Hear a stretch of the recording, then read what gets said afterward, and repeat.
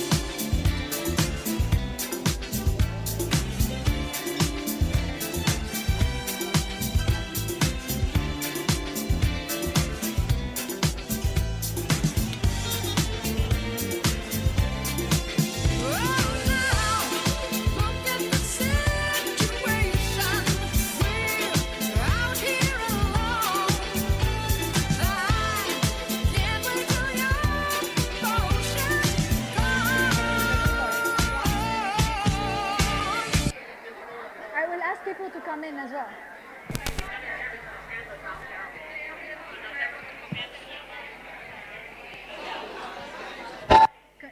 Finns någon andra ute eller? Så de kan komma och sitta här. Vi ska börja. Ladies, can I please ask you to take your seat?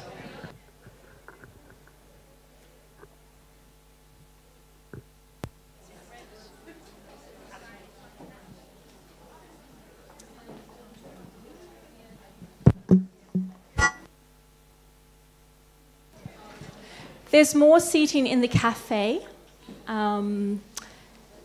For this event, we're doing a live stream, and Mats over there is filming it. So if all the seats are taken, you can sit in the cafe. There's even bowls of goodies. But there's a TV there, and you won't be missing out. You'll be catching all the stage action. And you're welcome back in to the event space for the mingle, of course. And please share the, I should say that the live stream is visible on the SUP46 YouTube account. Now the link is floating around Twitter. You can find it at Morale's or SUP46 Twitter handle. And I urge you to share it to those who are unable to come today. We had 50 people on the wait list. So spread the word, guys as well, so it becomes less exclusive. Great.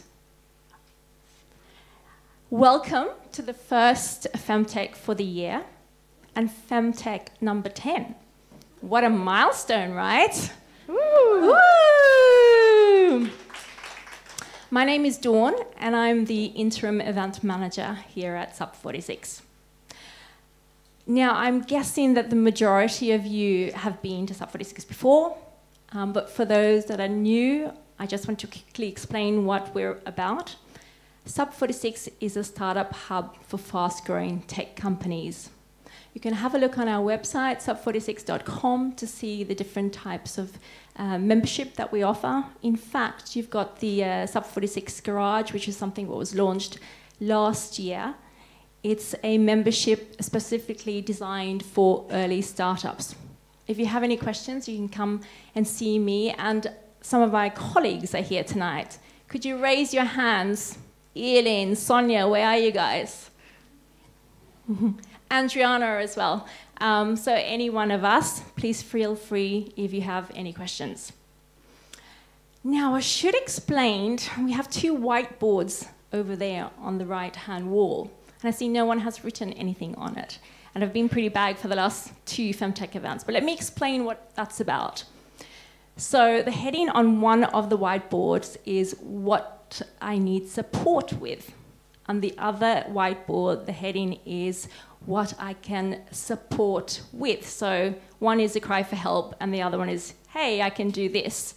So the idea is to write the area that you can help with, provide assistance, or that you need, and plus your email address or mobile number. So what we're trying to achieve here is to match people up, connect people, and help with resources.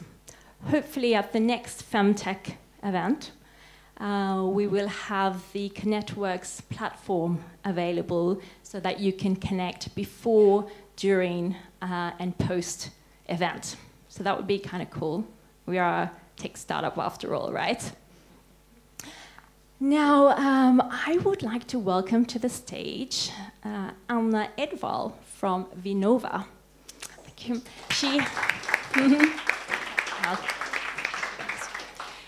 She has some funding news to share, and of course this event would not be possible without the support of Vinnova. So thank you so much. And where is Anna Chiara? There you are. Thank you from the bottom of my heart.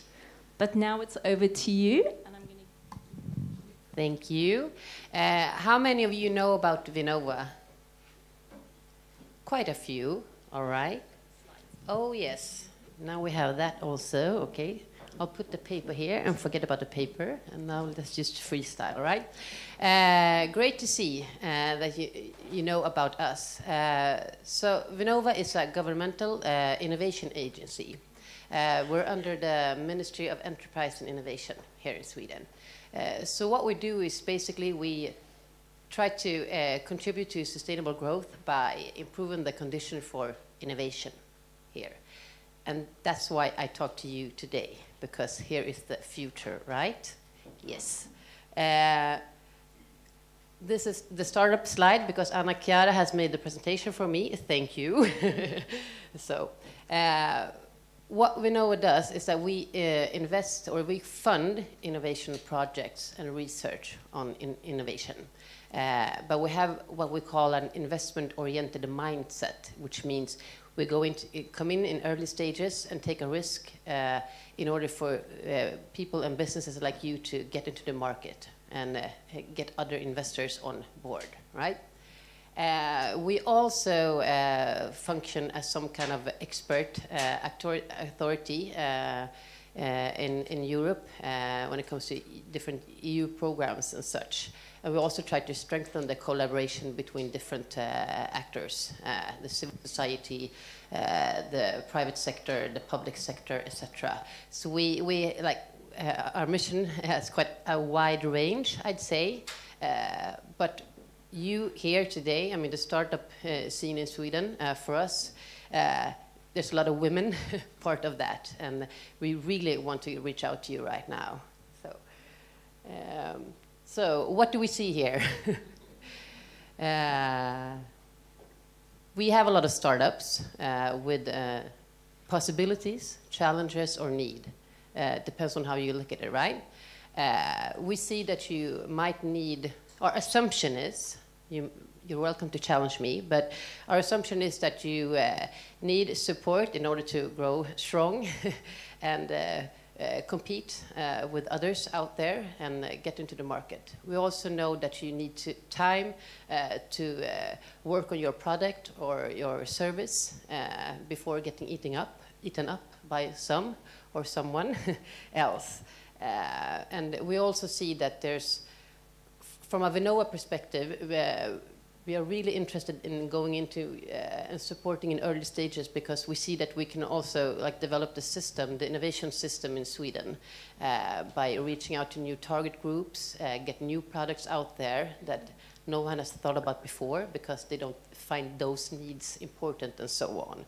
So that's our focus. Yeah.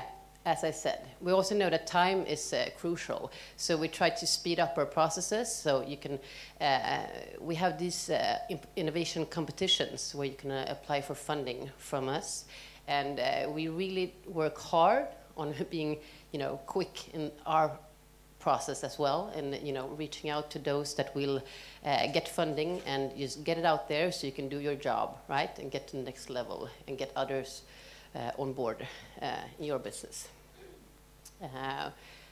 This is in Swedish, but the program I'm managing and directing right now is Innovative Startups. And this is what I just mentioned, so let's just jump over that.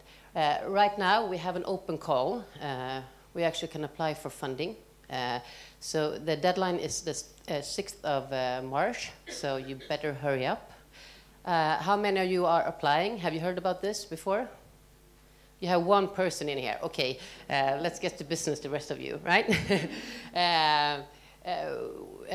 Target group, we think that you are like unlisted share companies and economic associations, i.e. Startups.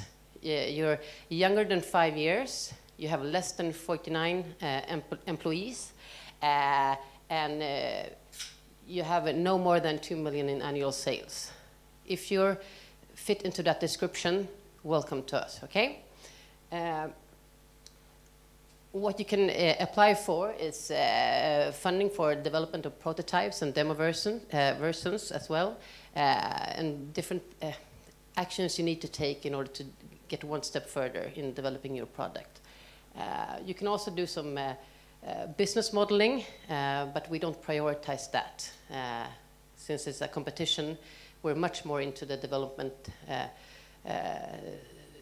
activities, just so you know. What you can apply for is like up to 300,000 Swedish kronor in the first stage. And the projects, how long do they have to be? Like, was it 8 months or no? Yeah, depends, yeah. Yeah, we say like 1 year for the first step, like not more than 1 year, right? But when you come to a new level, then you can apply for extra funding up to 900 Swedish kronor. But then you also need to contribute with like 10% of your own money or someone else's. So depends on how things are going. This is what we have for you. The call is open. The deadline is 6th of March. And you can apply at vinnova.se. And we are really, really looking forward to your application. So, this is some info. If you want to contact us, thank you.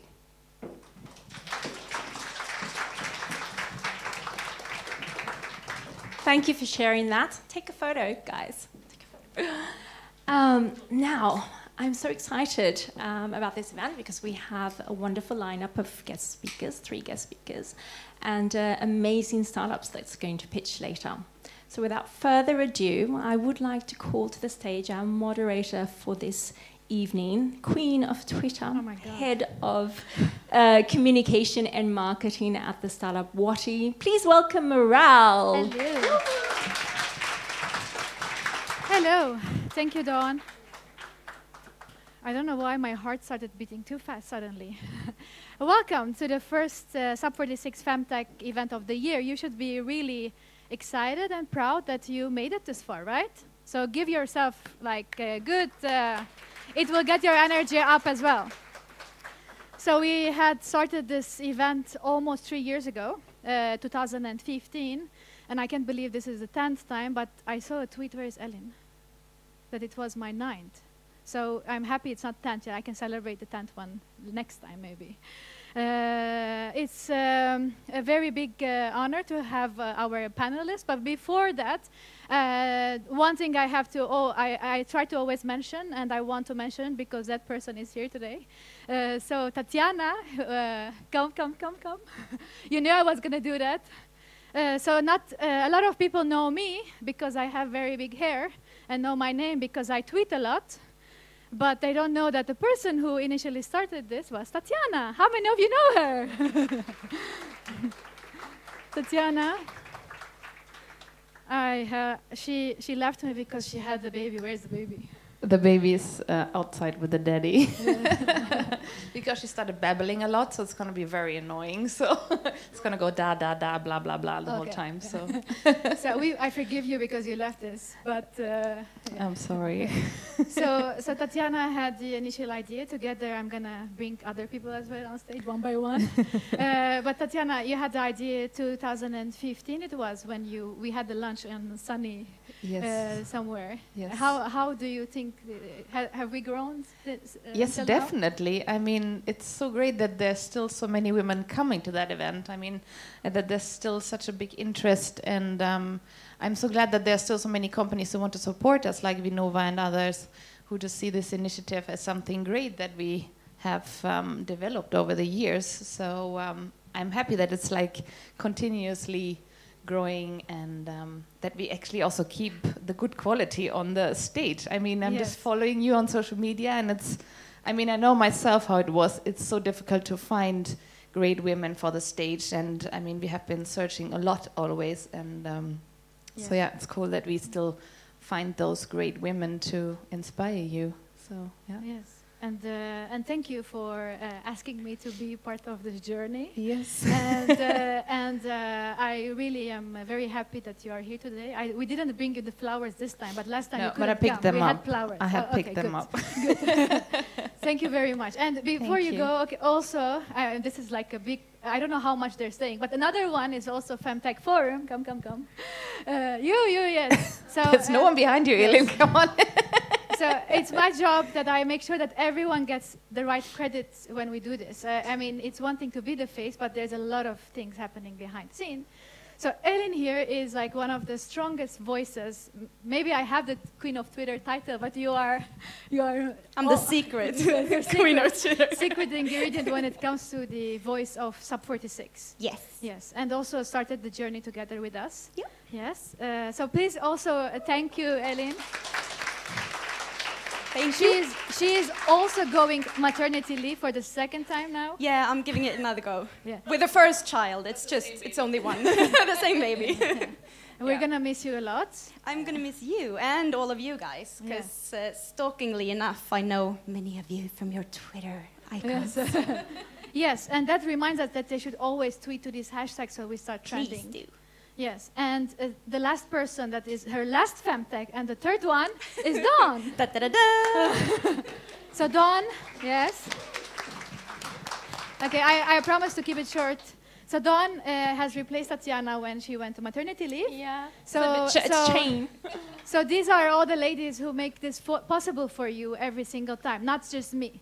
So please make sure that you know them and appreciate them, and also love them as much as I do. Oh, thank you, Morale. Thank you. I should take a picture. Go there.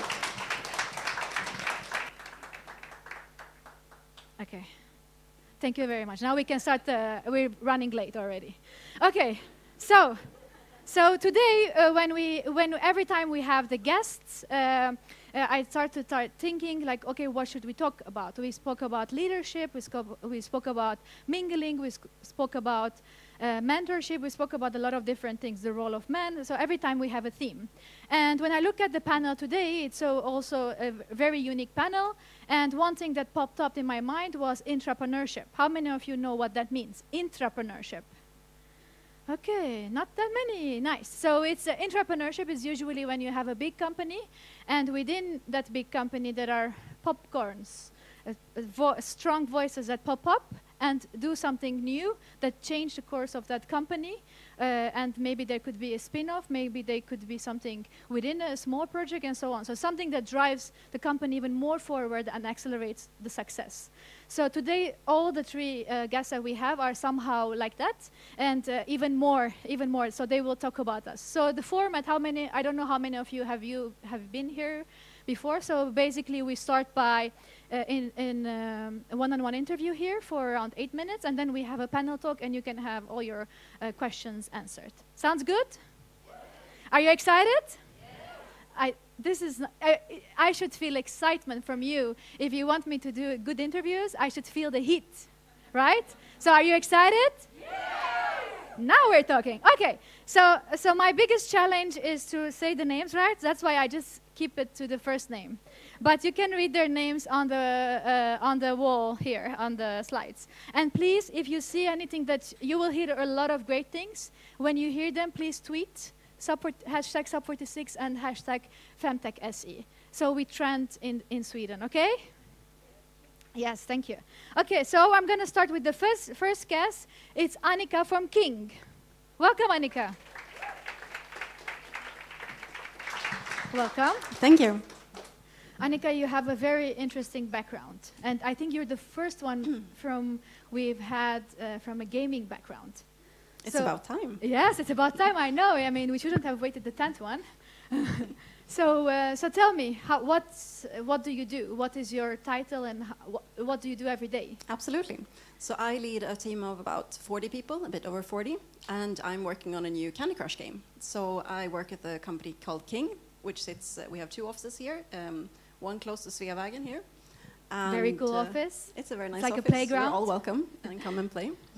No, so that's what I do. I lead a team. So in gaming, that's called senior producer, meaning I lead the vision together with my team on making new games. Okay, so when I hear King, it's usually Candy Crush, and everyone loves it, Candy Crush. And they also curse like you Google, you have like where do you get stuck? So as a producer, maybe there are some future producers here. What would that be? Like what type of tasks that you can do every day? Yeah, absolutely. So like one of the things I like mostly about working with games is working in teams. I really, really recommend you to surround yourself, even if you're a small company or startup, a bigger company, like surround yourself with people that gives you energy and that you feel motivated by being surrounded by. So that's the first thing I would say. Okay. So surround yourself with wonderful people. I see that there's a lot here, so you should pick and choose. Yeah. Is that first step number one? First step, yeah. No, but first step to success is to find other people to work together with, so you don't have to do all of the work yourself, because it's usually a lot of work if you want to do something amazing. Yes. Yeah. And do you? So now you're a producer, but you have done other things. So let's go back in your high school. Yes. Did you always knew you're going to be a producer? Absolutely not. No. So around 13 years or so, I worked at a very, very unsatisfying job where I had one. And I was looking around at educations and think like I should do something new. So I did. So I tried this out, education at a University of Gotland. And they had a gaming thing. So I'm like, okay, I should try that. I play video games during the evenings. Why not? And then, 13 years later, I stand here in front of you guys. So, so I have a bachelor in game design because one can do that nowadays. Mm-hmm. That's cool. So, and how did you end up at King? What did you do before that? Yeah, so I did several things. I worked in Norway for a few years. I started, at the same time as I did my education, I started working as a game tester. And it's really hard to go from game tester to becoming a producer. So what I did was I traveled to other countries a lot. And I worked in Norway for a few years. It was easier to get a job there.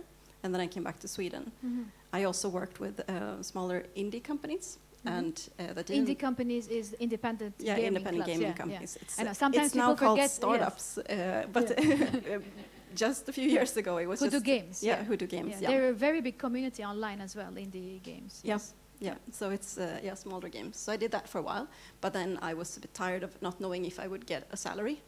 So then I thought like, this company that around the corner, yeah, let's try that out. And at the similar time, they were 300 at the time, 5 years ago, and now they have grown to 2,000. So that was a good choice to try that out. Yeah. And what happened? Because I read that you turned a hobby into a job, so you did something on the side. Can you tell us more about that? Sure. Yeah, so I did play video games and didn't know what I wanted to do with my life. And what type of video games? Just anything. But at And the time, like there was a the- game called World of Warcraft. Okay, okay. You're one of those. Yes, one of those. Okay. And so you started playing, and then what happened? You played like how many hours per day? I should be off the record here. no, but I played during evenings. I worked during nights with a job I didn't like, and then I played games as a form of relaxation. Okay, that's nice. Hmm?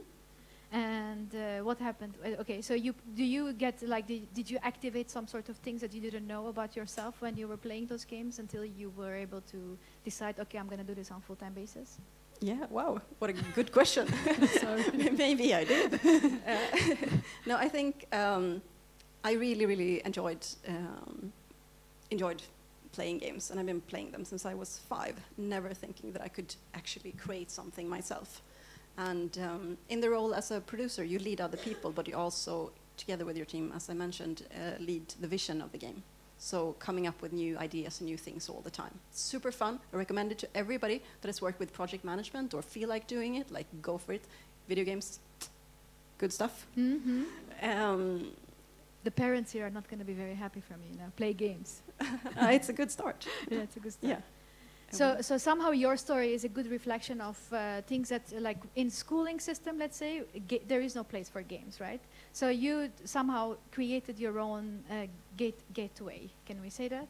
Yeah, absolutely. And that goes for, I think, anything that you want to try out. Just try it out and see if it's for you. If it isn't, try something else and then try again. How it doesn't long have to be games. And how long do you think that you should keep on, let's say, playing until you find out that you want to do this on full-time basis, or you want to create something of your own? Well, forever until you find something you like doing. Okay. Okay. Let me ask you another question. So you said like try things, and we hear that a lot in this forum when you say like just go for it, try. I mean, it's easier said than done, right? Probably for you, was it that simple? No, absolutely not. It's, I mean, it is a lot of hard work, but I think you just need to decide what you want to do with your life, and then try to go for it and be uncomfortable for a while. So that doesn't mean that you instantly make a lot of money, and everybody here knows that. But yeah, I think you need to be okay with changing your lifestyle for a while, and then eventually good things can happen if you work really hard and is lucky. So I'm also very, very lucky. Okay, you said work hard, be lucky, and did you say don't give up too? No, you said work hard. No, but we should say that. Yeah, you should say that. Okay, don't give up too. Don't give up. I mean, because I'm trying to get like, okay, because it's such a unique thing, you know, like from a gamer into a full-time in one of the best gaming company studios in the world. So there should be something that I'm trying to see, so that people also understand that, okay, it may be simple now, but it wasn't as simple before. Oh no, I mean, it's never simple. If you're a woman working in the tech industry, you're usually alone. You need to find networks like this where you can get support and find ways of getting help in all levels. And what are the forums that helped you, if there are people who are interested to join the same type of path that you took? Okay, yeah. For me, it was a few friends I met during my university time, a few women. I asked around, and I asked, I need to work with people that are dedicated and really, really like being there, and don't always party. Party's always good as well. But yeah, I was looking for people that was strong in their craft. And I ended up with a mostly team of women, which I didn't know. So I asked around, and I got a recommendation for a group of people. And since then, it's been easier and easier, I would say, to just continue to work hard and work at different places. And then, yeah, eventually I ended up at King, which I really, really like. And what would your advice be for someone who wants to, do they need to have any specific education to join to have such a role? No. No? No? No, like study game? Yeah. No, some education is good always. It depends on what you want to do. So when you work in the game industry, you can work with UI, UX, you can work with development, you can work in HR, you can work as you can have a project management background, as I mentioned. You can work with design, you can work with audio. I mean, making something creative, like a creative product as we do, similar to making movies. There's all sorts of roles that needs to be filled, and we need all different kinds of people to fill them. So when setting up a game, it's good if the game you're making, if the team is similar to the people that you want to reach out, I guess with other products as well. But the team developing should be a reflection of the people playing it. Okay, yeah, that I can answer. Okay, great insights. We'll talk to you more in a bit. Thank you very much. Please have a seat. Thank you. Yes. All right. So the next one that we have, please also give a warm welcome to Bodil. Hello, Bodil. Hej Maral. Is it Bodil or Bodil? Bodil. Bodil. I said it right, thankfully.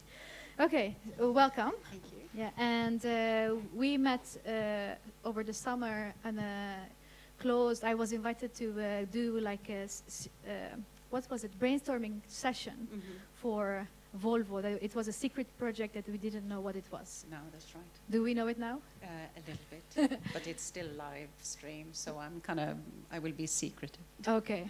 But I didn't manage that well, did I? I did speak a lot. You did speak a lot. Yes.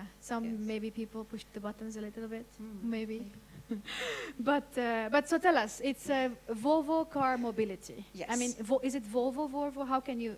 So tell us, what is this? Well, it's Volvo Cars. I think everyone knows. Yes. So what we are doing is setting up a new company.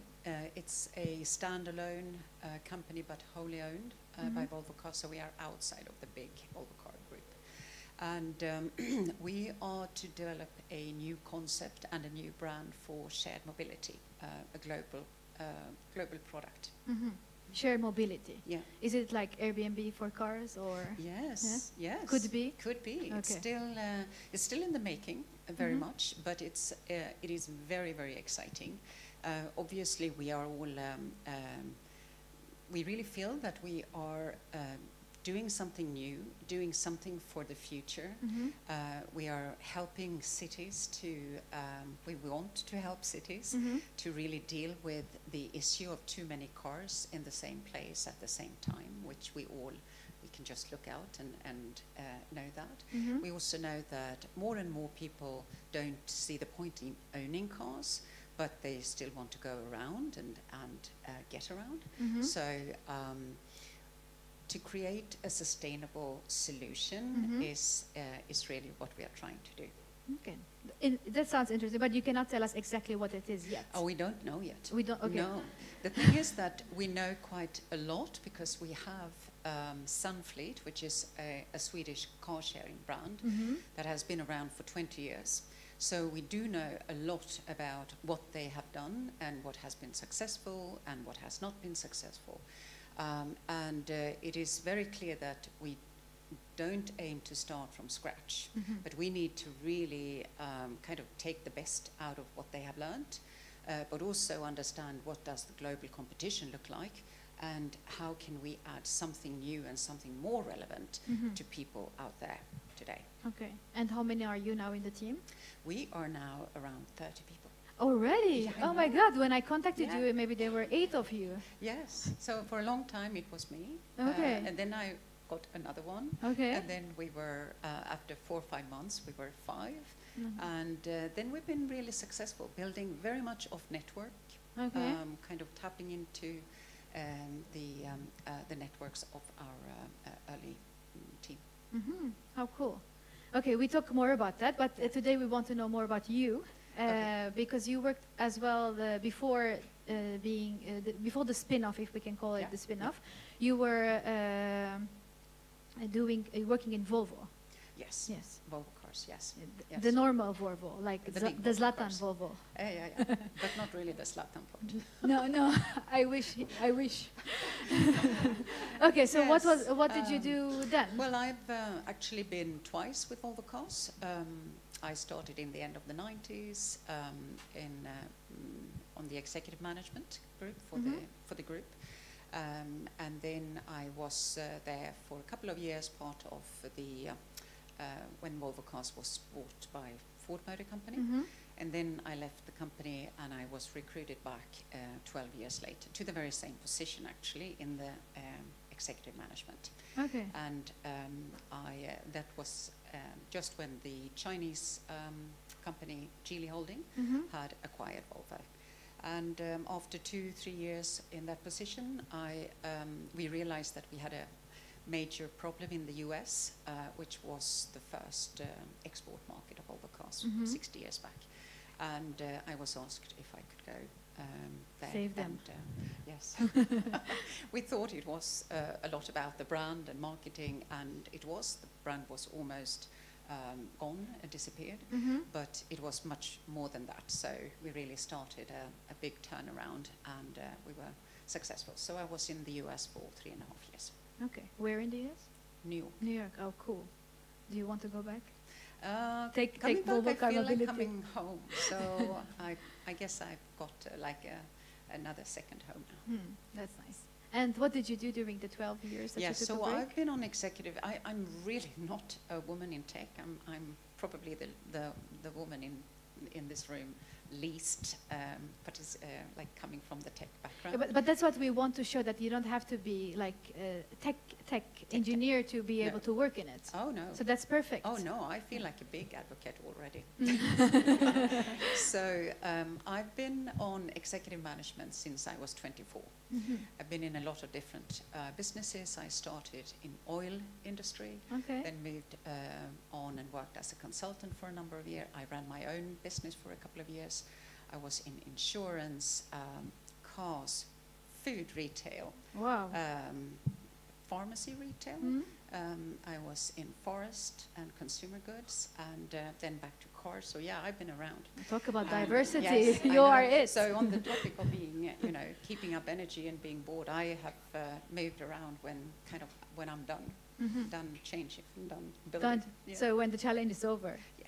Okay. Yeah. And what would your advice be to people who, let's say, sometimes before they used to say, like, if you stay in the same company for a long time, it's a great thing. It shows that you're a committed employee and you want to do things. But now it's like, if you work there more than 2 years, like they think, why didn't you take a new challenge? They ask you in a CV, let's say. Yeah. What is a good balance in that type of change? Yeah, I think companies nowadays, need to be much more responsive to giving people options and cater to people's curiosity and wish to do more. And the companies that do not understand that, they lose good people. I think maybe in the past it was more of a, if you really wanted change, you had to leave. But I think today more and more companies are like more aware of that. Big companies just have to live up to that. Otherwise they are just completely, off chart. And do you, since you worked with a lot of different industries, I think we've never had that much difference before as a guest. So would you say there are a lot of differences between different industries and, let's say, tech? I think now the big difference for me as a manager and leading a team is really the way we work. We do the big team. I should say that we are building a company, and so it's not just a tech. We are also building a product that is a digital product, but has a very, very physical delivery, cars, and a lot of stuff happens with cars. So will be a lot of operations and a lot of other functions too. But our tech team will be probably like 75% of the team here in Company. Stockholm. Mhm. So we use and the teamwork with Scrum, Mhm. and I think that is a big difference for me, definitely. But I kind of asked myself, you know, how can I add to the team? And obviously it's not, before I've always been like, you know, knowing the most. I come from the top management, you know, from the executive management, always being on top of the latest news and what to do and this and that. Obviously that's no longer the case. So you just have to understand, you know, what do we need and what does my team need in order to do a great job. And I think what we do now is exciting. I really was so done with all these job descriptions and putting people into like too close roles. So we work with missions and we cater to that to those missions. We just group ourselves and bring people with the right competencies together to solve things, and it's very exciting and liberating. Okay, that sounds really exciting, and I'm really impressed that you went from, I mean, in less than a year, from 1 to 30 in a few months. Yes, Yes. 6 months. Yes, Yeah. yeah. One last question before you go to the panel seat. What do you think are the most important skills that people need to become when they're becoming CEOs? I think the role of CEOs can vary really a lot depending on the task, and I think I was, of course, this is my first CEO job, but I've been in executive management all my life, so I have like a thorough general management knowledge. But I think it is really to be able, the way I see it now, build a team. Inspire, lead with vision, and empower your people, and release creativity and power to really, in this position, to actually create. Okay, interesting. That's the CEO. Empower and release creativity. Can we say that? Yes. Yes, great. Thank you, Bodil, and we will talk to you more in a bit. Okay. Last but not least, I would like to welcome Anna Felander. We should start having music when people go on stage, I think, right? Next time. Next one. Anna, welcome. Thank you. You look very colorful. I And like you that. too. Yeah. It's nice because people in the wintertime are always wearing black in this country. As if the weather is not enough. So I must say it's so lovely to be here, and your energy is so warm and accepting. Thank you. And thank you for all coming. And the good story with how I got you to come up to us is that it was from a tweet. My favorite. It's always my favorite story. I met you on a tweet. Yes. So welcome, Anna. You do a lot of things. I don't know where to start with you. You have like a lot of titles. Digital economist, advisor, board member. What do you do? So I have roles in 4 different pillars. It's large organizations undergoing digital transformation. So I'm a senior advisor at Boston Consulting Group. And in the academia, I have an affiliation where I look at artificial intelligence with societal and ethical and economic classes. And then the 3rd pillar is politics, where I'm an advisor to the Ministry of Digitalization. And the 4th pillar is the startup scenes, where I'm an expert advisor and board member in AI startups. Oh my God. I thought my life was complicated.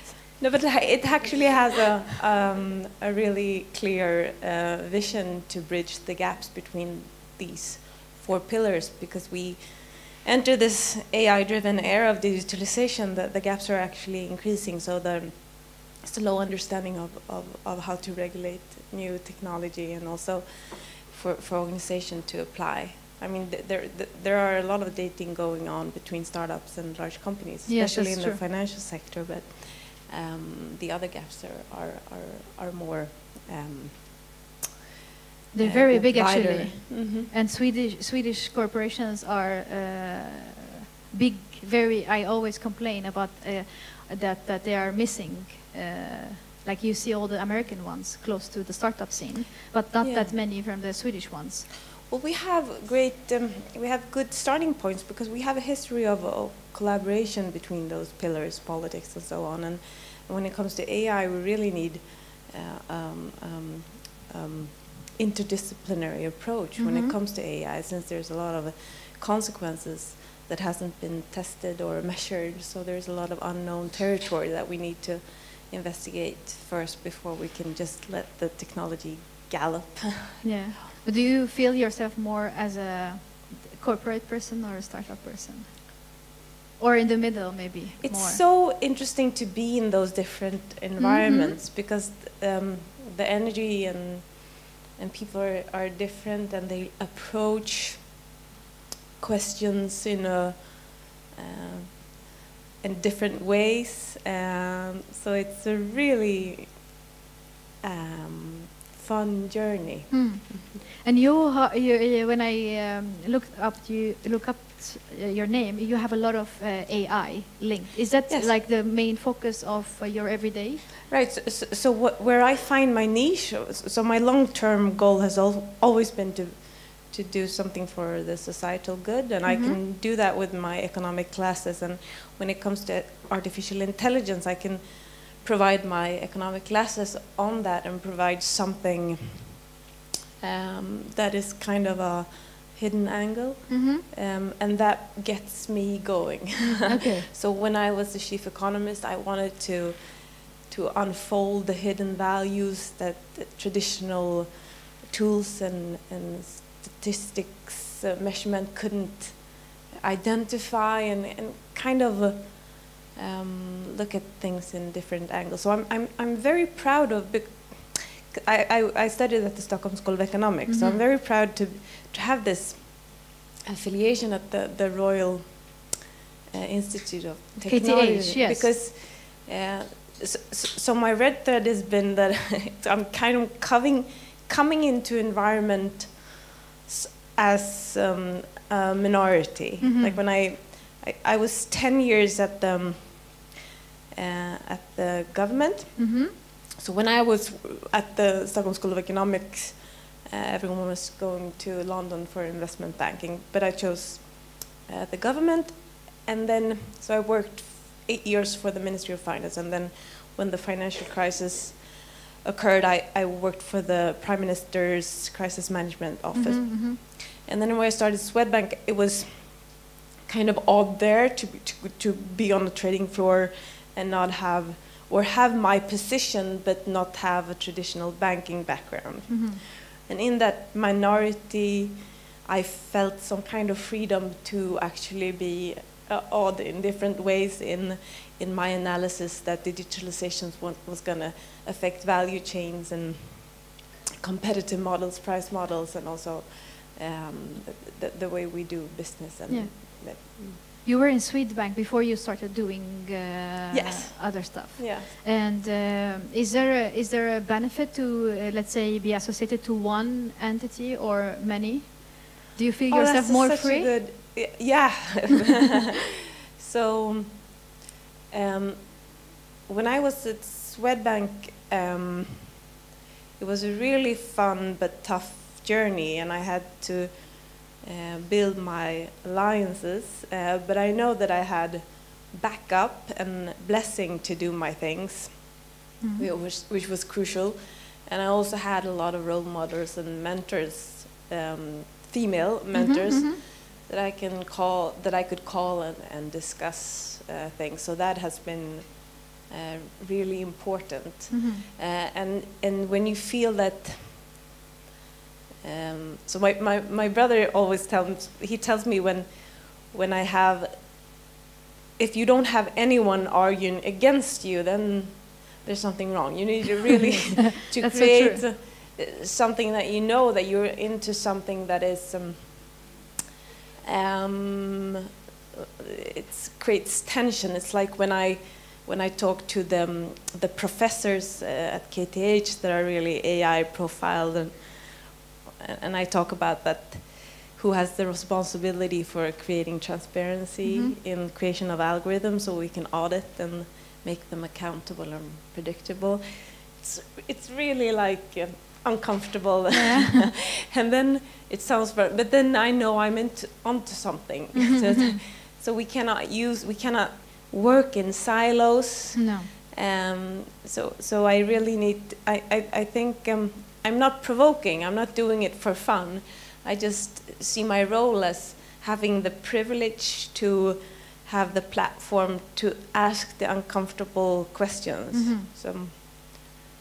So that's more from a corporate perspective, you mean, or any perspective? Let's say if I want because a lot of people want to do different things, and they go like freelancing, let's say, or associating themselves with different types of names. And when you were at Swedbank, you probably couldn't do a lot of those things that you do today. Right. So that's freedom. Yes. And is there anything? What would be, if you want to describe like shortly, what would be the difference between working for one big corporation or small, different projects?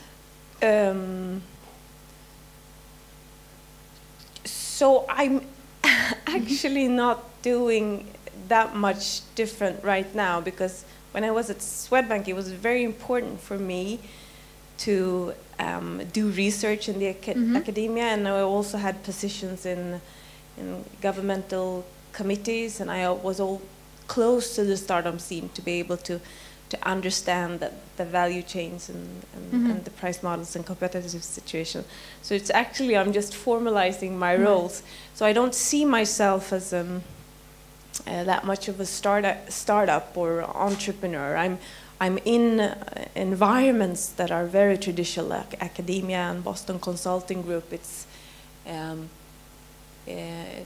really traditional large organizations, and the government as well, which I have 10 years of experience. So I'm really in my comfort zone when I'm in large corporation with, like, if you want to change the budget bill process, you need to go up in the parliament to change that process. It's not something that you do over an afternoon. And over Slack. It's the same with academia, and it's the same with the way that you provide consulting services or advice. Okay. I'm not really a rock star. That no, goes it's not like about rock star, but I'm trying to just. No, but the entrepreneurial. I'm really. Maybe that should be my. Maybe I should do something more brave in the tech startup scene, so I can. Yeah, but that's how I know you from the startup scene. So people know you from the startup scene. Yeah, but that's more from that. That's just curiosity and understanding, and it's not that I don't have my heart and my full energy in one niche. No, but I think that's the beauty of people like you, because they bring the world that we, the startup people, don't really understand or have the patience for. Yeah. And then we just want them to make decisions, and then it comes you who we can speak together. Yeah, because when I'm at the government, then I'm this naughty professor, like, and then when I'm in academia, I'm like this startup or this corporate thing, and when I'm in the startup, I'm this regulatory pessimist. So I change my hat. So it's pretty. But fun. that's cool, I think. Yes. Yeah, it's a privilege. Okay, and I want you to take a seat. So we start the panel, which I'm very late with, but it always happens in good discussions. Thank you. Is that on? Okay, so many good things I have to think before. Anyone has a question before I look at my questions, maybe? No? Okay. We have one. No? Then she's taking a picture. Oh, but you didn't ask me I was really prepared for your Which final. Question? Which one was it? The one that you asked. Annika and Bodil got the last question. What was the last question? How does your day look like? No. No, the skills that you need to do what you do. No. No? Anyway, what I was going to say to you is that, as Annika said, endure discomfort for growth. I think that's really I important. know the final advices is the last after the startups. No, But okay, okay, do it. Okay, do it. Do it. okay, so that's the first one. And then this is for us women. Yes. You're strong in your vulnerability. Yeah, that's so true. Yes. Strong. Be strong in your vulnerability. Yes. I think we always use that word in its forum, vulnerability. Okay, so I'm going to open up the first question. And if people want to have, just please raise your hand. And it's going to be very boring if it's just me asking. You've heard a lot of things. You should have at least one follow-up in your head. Right, Dawn? Yes. Do you have any? No. Okay, so I wanted to highlight how do you start the process of, like let's say, Bodil, you come from Volvo. And how does this idea of mobility popped up? And how does these types of projects pop up in big projects? Did you? Obviously, the automotive world is a world of innovation. There's so much new innovation happening all the time. But this particular thing that we are now working on was really an insight about changing consumer behavior. The IoT, the competition from new companies, disruptors. And really the only thing that was decided was that we can't disrupt from within. That was an insight that our management had, which I think is, so courageous and really bold. So they really just gave me... I just want to check if this is on. Yeah. Oh, no. No. Yeah. Sorry. Okay, is that better? Yes. Much better. So did you hear anything, or should I just yeah? They gave me. Okay. Is it on? Yes. Yep. So the structure was clear. It should be a standalone, wholly owned but standalone. But it was really not defined in detail what it was going to be all about. So decided on the structure, decided on that disruption can't happen from within. We set it up outside. You come back with an idea of strategy, understanding also that we need new competence. And hence we are in Stockholm. Gothenburg is otherwise the home for Volvo cars. But this is actually the first time in 90 years that we set up a full business in Stockholm. Okay, that's nice for the Stockholm tech community to hear. Okay, so that's how it happens, that you feel like there is a need of something new, but we cannot do it internally. We have to do it outside. Yeah, and I think that is kind of the most drastic solutions, if you like, when companies understand that the change that needs to happen is so big that they need to do it outside. Otherwise, I think it's really a combination of giving people time and also giving people the opportunity to work cross-functional, in cross-functional team. That is one of the learnings I have, at least. Okay. How about you, Annika, when you have someone from your team comes up with an idea? What happens then? Yeah, sure. So it's really good when they do, and we do all the time, so then we have to say no to a few as well. But I would say that usually when you make a game, you either have a creative idea yourself, or somebody has an idea, or you have a business case. So you can start in any of these directions. Maybe you believe that there's an audience out there that is looking for a specific product. Okay. And I got distracted by tech. Okay, fine. sorry. No, but I would say, yeah, you usually have an idea, somebody else has an idea, or somebody comes with a business case. And working at King, we do the business case ourselves. But when I worked at smaller companies, it's usually a publisher that comes with a portfolio and asking you if you could help them out. Anna, do you have anything to add? You work with a lot of big companies. Well, I would say it's how a new innovative idea is initiated is like in in the corporate world or at the consulting firm, it's when a client asks for it. And then in academia, it's like, okay, has someone else done this? Is it there a reliable method? How we're going to use it? And will I get published? And in the government, it's like, yeah, that's great. Let's wait 20 years.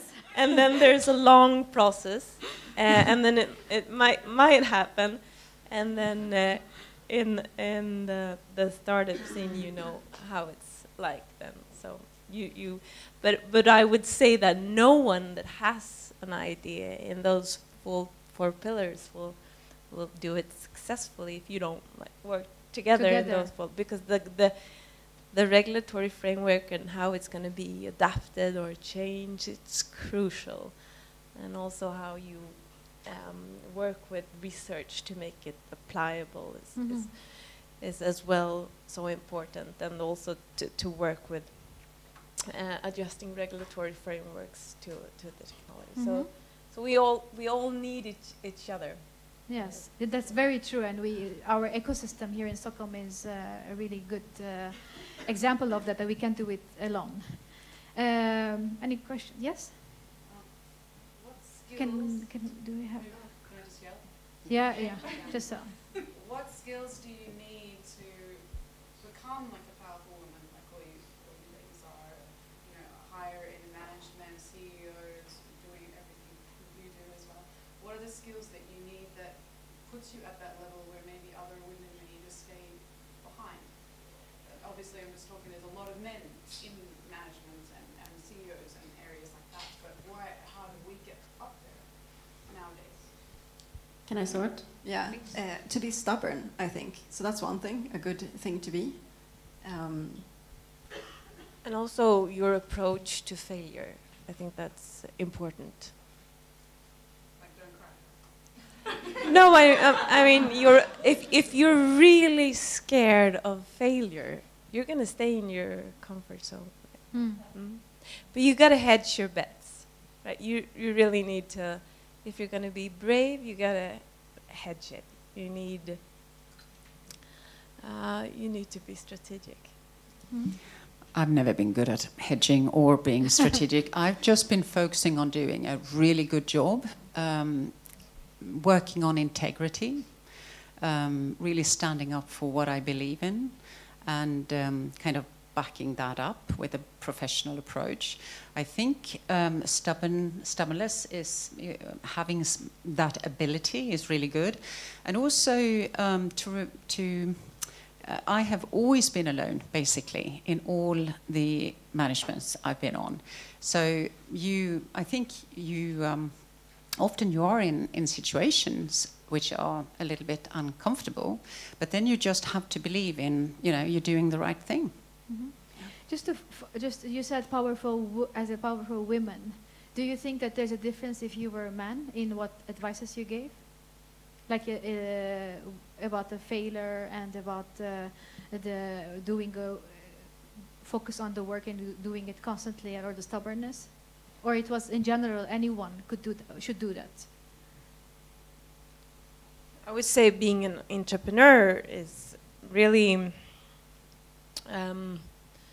I think it's really different how you work in an organization as an entrepreneur and as a popcorn, or how you describe it. And so you need to, if I would give advice, I would, a popcorn successfully must be patient and take a step back sometimes, because you get a lot of power from staining your point and then just not leaning in, just leaning back. So it's not related to gender, right? It's more about the personality, the attitude of that person. No, but leaning in as a woman is sometimes threatening. Yeah. So it's a dance, I would say. I would say one good thing is to find your values and identify what's most important for you, because that's also something that I hear in you guys. so for me, values are being humble and open, for example. That's something that I try to be. That's something that I look forward to having in others as well. And I think finding your values and finding values that you share with others is important. This doesn't mean that they have to, that you have to have similar political views or similar family values, but values in work, like what is mostly important to you. That would be a recommendation. Yeah, I think you need to lean back on that.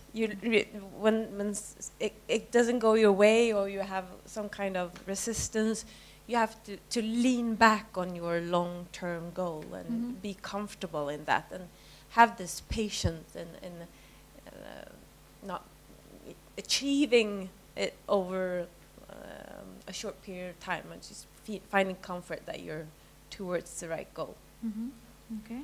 Do you have anything to add? Okay. Well, I mean, I'm obviously the Nestor here. So with more than 30 years in really senior positions in executive management, I just have to say that so little has changed.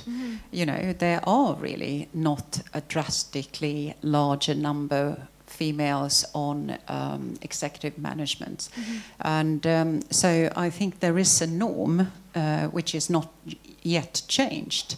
And I think it's very encouraging what is happening now with new tech, where that may be another way to break old structures and traditions. So I think it's important to see that we need to make new landmarks as a gender.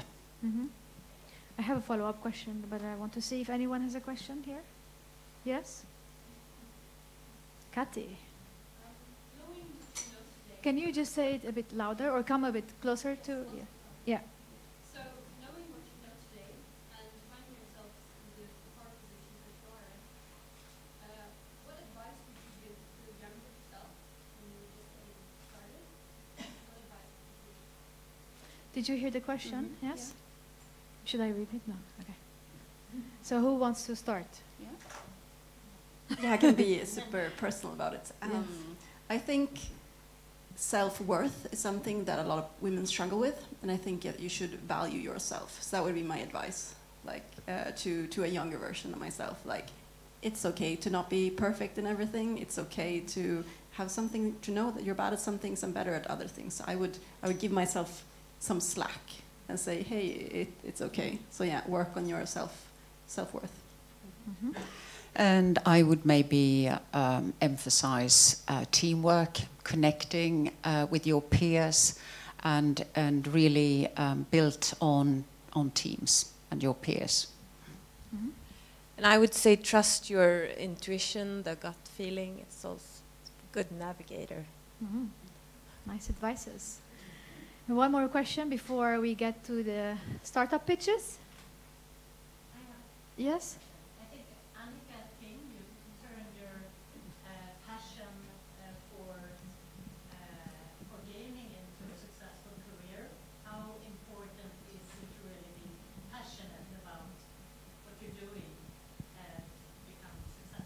Well, for me, it was very important. I guess it's different for everybody. But I would not want to wake up in the morning and do something I don't like and enjoy. So if I found myself in that situation, I'd change the situation. And that's something that I heard from you as well. Like, if something isn't challenging enough, which is important for me, then I do something else. So passion is, for me, is, very, very important. And yeah. Me too. Absolutely passion-driven. Yeah, as well. And I sometimes describe, I'm 41, and I sometimes describe my life or my career life before 40 as an inhale. And that is sometimes you gotta enjoy discomfort for growth. It's a bit, and you gotta do those things that might not be intuitive, and it might not be good energy flow or passionate. But then I think when you exhale, you can really follow the energy flows that gets you connected with the right people, and you've also experienced some kind of intuition, gut feeling where you want to be. So you cannot go for passion without really inhaling this hard work first. I would say that's my experience. Yeah, it's. I mean, I want you to have different opinions. It's good. So this is I mean, if you're gonna have a debate, I would love it more. So it's okay. It's really, and I mean, the exhaling could be hard work as well. I'm just saying that there are some tough hills you got to climb up. Yes. Yeah, of course. I'm sure you had also your share of high hills. Okay, I have other questions, but we're running a bit late. So and I know the startups are here. So who is the first one? Number 8. So number 8, can you, so we have now, by the time that I get off the stage and they start coming, so we have now, dear panelists, 3 startups that are going to do very short pitches for us. And after the pitch, I want you to give them feedback. And the feedback could be a conversation. And I want you to be honest, like constructive feedback. Okay? Sounds good? Great. Anyone wants water? Yes? Okay. So the first startup, are you ready, Dawn? Yes. Yeah, the first startup is number 8. Welcome.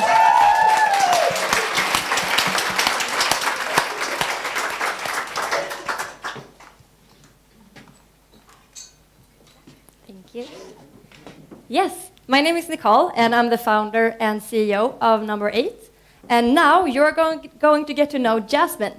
Jasmine is a millennial, and as many other millennials, she buys a lot online. But this excludes beauty products, because when she tries to buy makeup online, she gets bombarded with images of boxes or just straight up the product itself.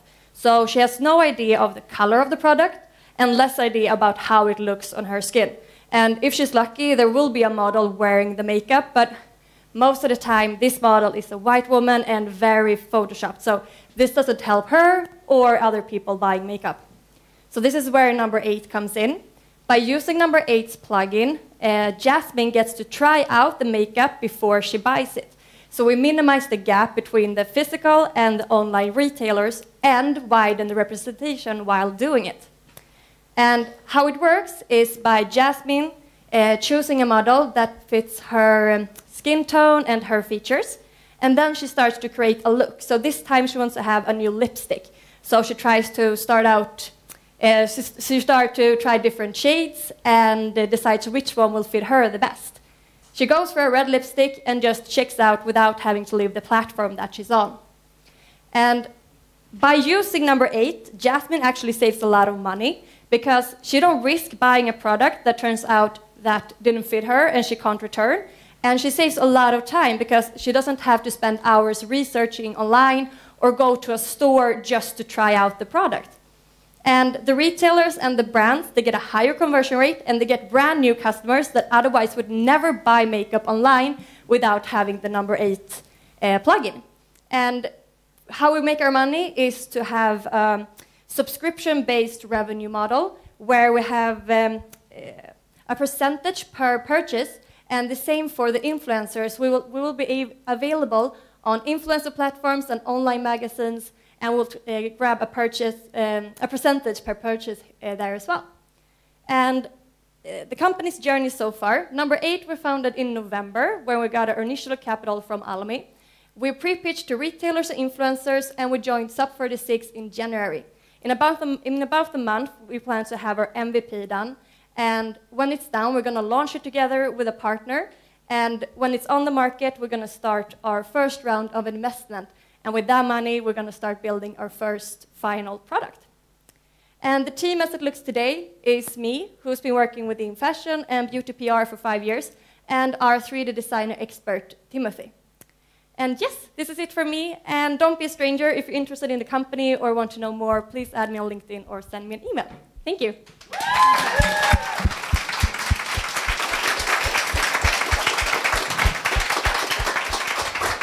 Well done. Very good energy, and maybe they should apply to Vinnova, right? Okay, panelists, do you have any feedback about the presentation, about the business opportunity? Well, I'm curious about the cost of putting on the makeup. So how can you scale this? How can you? It's actually the ones that are building this. It should be cost like 400,000 or 500,000 just to build an MVP. I don't know how open I should be about this, but I'm getting a really much better price. So it's all about finding, or what, do I answer another question now? For every product. No, it's you build a CMS system. So like we just take the RGB color and just apply it, and then we just take a picture of the model, so we make sure it's like perfect. But as soon as we build the CMS system, it's like super easy just to add more colors. So it's easier than it looks. Colors or products? Like this, it's the same thing. Okay, I think it was a really wonderful idea, because I still look for this with clothes to kind of really see, would it fit me? I think you should work on, and you did a brilliant presentation, so thank you, and well done. I think you should work even more on honing in on the benefits of number 8 and really call them out and make them yours. Very good advice, yes. You don't have to all say something if you don't want to. Okay. We already, okay. Just a you small have, one. yes? Yeah, yeah. So super great done. I mean, it's amazing for you to stand here in front of a lot of people and do this so well.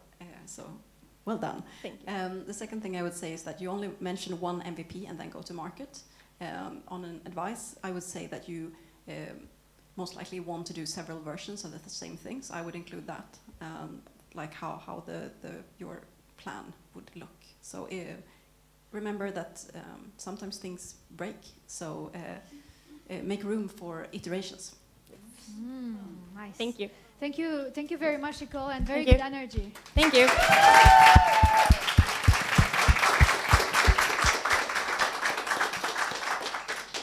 Where is the second startup? Ready? Okay, so the second startup, I don't know what they are. It's exciting for me too. So the second startup is BookV.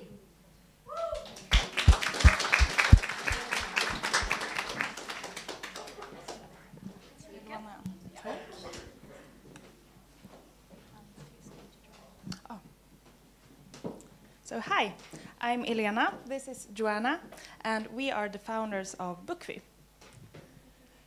This is Ninni, one of our first customers. She works as a children's therapist and a stylist. She used to carry many different bags on her everyday life.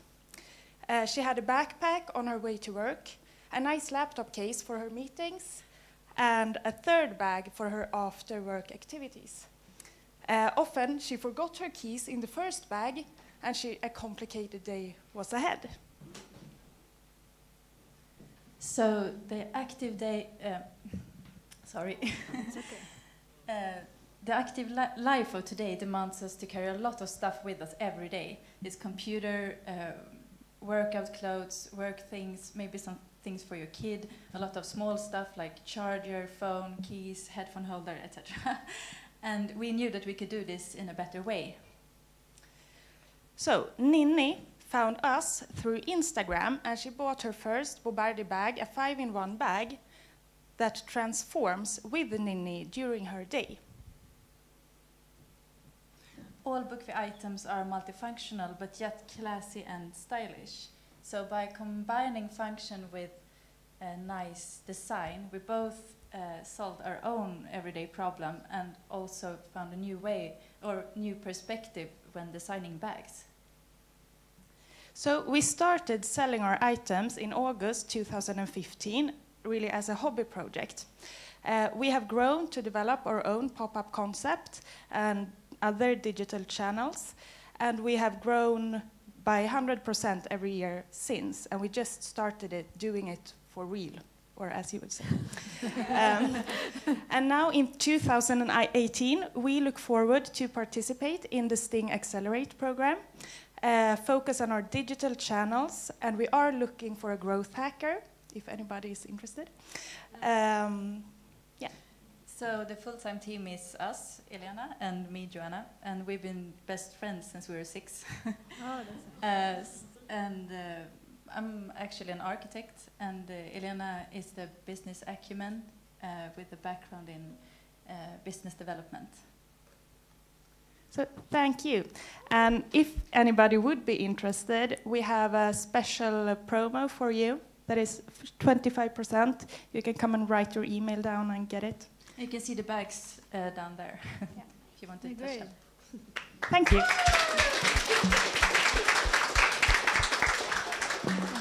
I was going to ask you if I can buy one now. It looks very efficient. Okay, very good presentation. Yes, who wants to?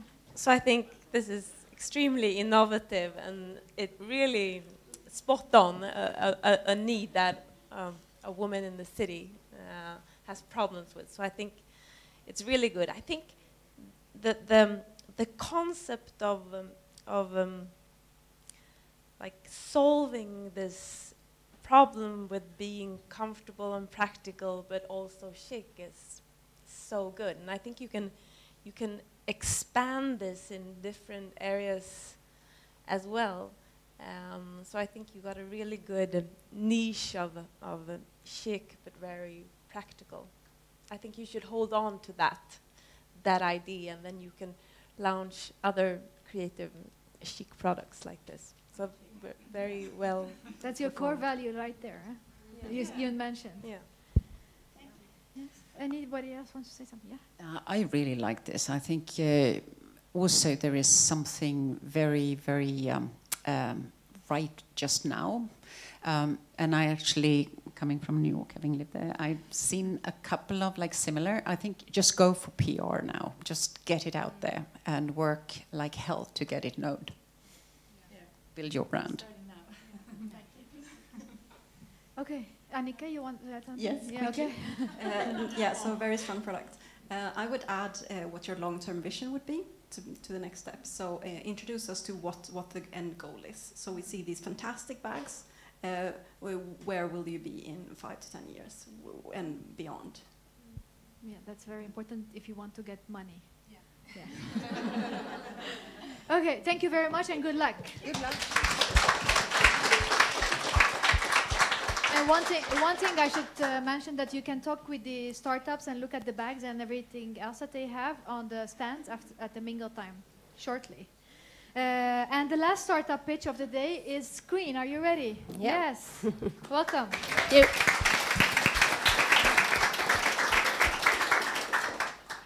So, hi, I'm Malin. I'll start with a question. How many of you have ever felt addicted to this device? Good. Me too, I admit. It's a daily struggle. This is Joel. He's 11 years old, and he used to be very active, and he loves playing tennis. And in May last year, he got the game Overwatch to his PlayStation, and then something changed. Joel is one of millions of young screen addicts, and it's starting to impact his health. But now we have a solution, Screen. So our mission is to help children to create a healthy balance between screen time and physical activity. And by using Internet of Things and artificial intelligence. Our solution consists of an activity tracker, a smartphone app that measures screen time on your phone, and a home controller that grants internet access to all devices, screen devices in the home. Back to Joel. So a healthy balance for Joel is at least 1 hour of physical activity and 2 hours of screen time. So how will this work? Joel wakes up in the morning and takes a fast 20-minute walk to school. And then when he comes to school, he plays on his mobile phone for 10 minutes. After school, he plays hide and seek with his friends for 40 minutes and then watches YouTube on his phone for 20 minutes. When he comes home, it's gaming time, so he uses the Screen app to grant internet access to his PlayStation. And then when time is up, he gets some warnings so that he's not cut down in the middle of the game, which is very important. You know, kids maybe. Yeah, so that's basically how it works. And in the future, we will use artificial intelligence to do more of inspire to screen-free activities, to not become one of these parental control tools. So we would like the kids to like this app. Our business model consists of 2 revenue streams. It's subscription. We are looking at the freemium model. And it's also CSR sponsorship to be able to distribute screen through schools in areas that are socially vulnerable, where the biggest problem is, actually. We have a strong and multi-skilled team. Many of us has contributed to building this digital society. Now we see it's creating problems for our children. We also have Martin Foster, who you might know, in the team, who is quite well-known psychologist and author. And he's an expert in children's behavior and the family relationships. The roadmap is, we started up in September. We'll be launching the app here any day. I can show you a demo if you want to. Then we will launch the full package and do a pilot test in a school and study the effects together with Karolinska Institutet. And then we aim for a partnership with one of the ISPs here in Sweden to be able to roll out fast. And then by the end of the year, a full-scale rollout of the whole solution. So our vision in 3 years is to have 5 million users worldwide, partnerships with all Swedish ISPs, and also Scream certification for game vendors.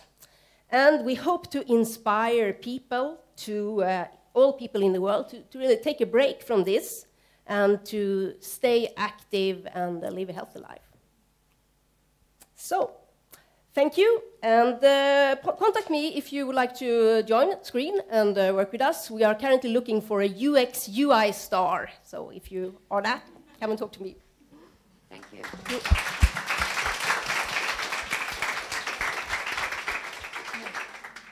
I love that you had ninja developer. I mean, we love buzzwords in the startup world. Rockstar salesman or something.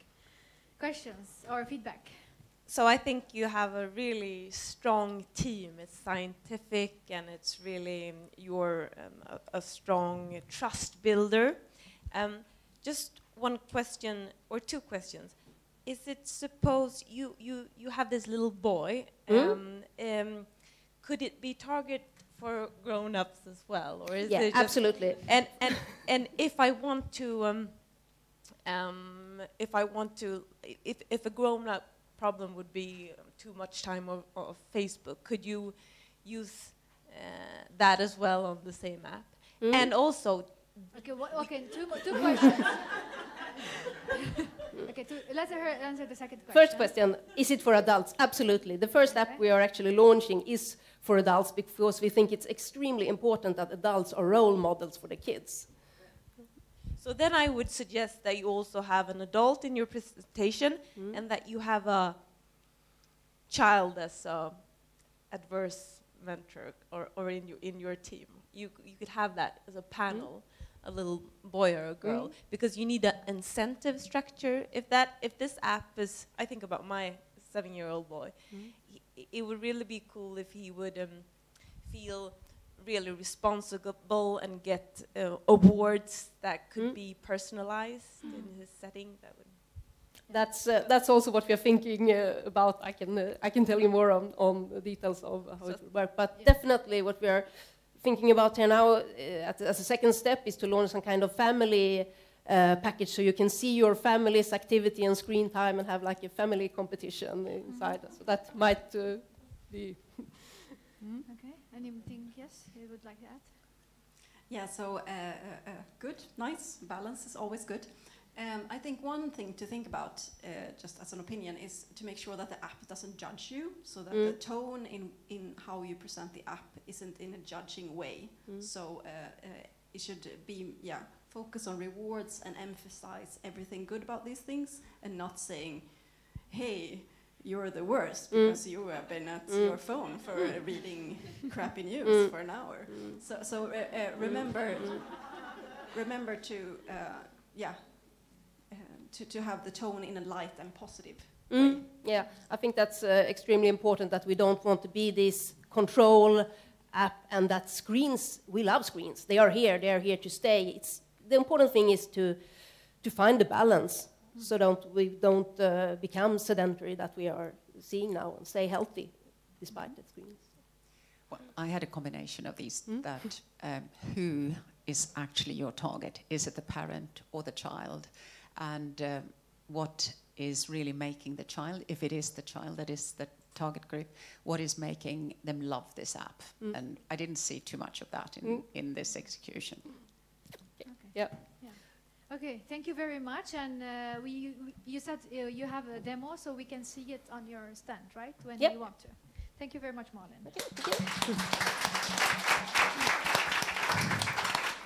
Okay, so now before I wrap up, I want you thank you very much for the feedback you gave. It was really insightful, I think, this time, right, Dawn? Yes. Yeah, really.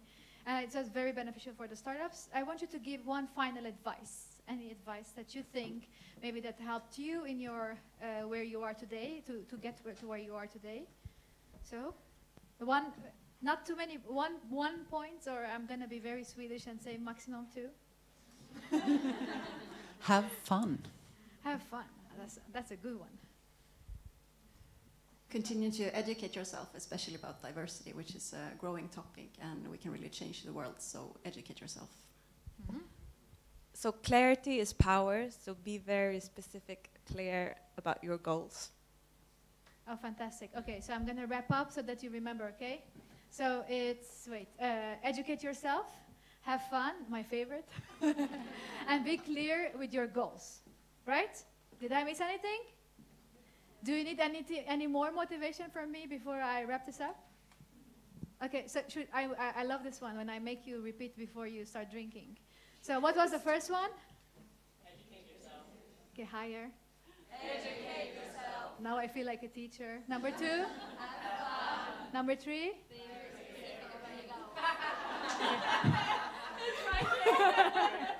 Okay, tweet that in. Okay, thank you very much. I hope you enjoy it. If you are working in a startup, in a corporate, startups are going to become corporates when they succeed, when they become sustainable businesses. So you know now what happens in a small scale, in a big, medium scale, in a big scale. And one thing, if you haven't noticed from all of our great panelists today, that it's always about the people, creativity, passion, being vulnerable. And I mean, if you have been here, it's always we're repeating the same things, but in a new way, in new stories, which is always enlightening for us and empowering to hear that we are all on the right track. Thank you very much, panelists, and thank you for attending. And now you can have some beer and drink.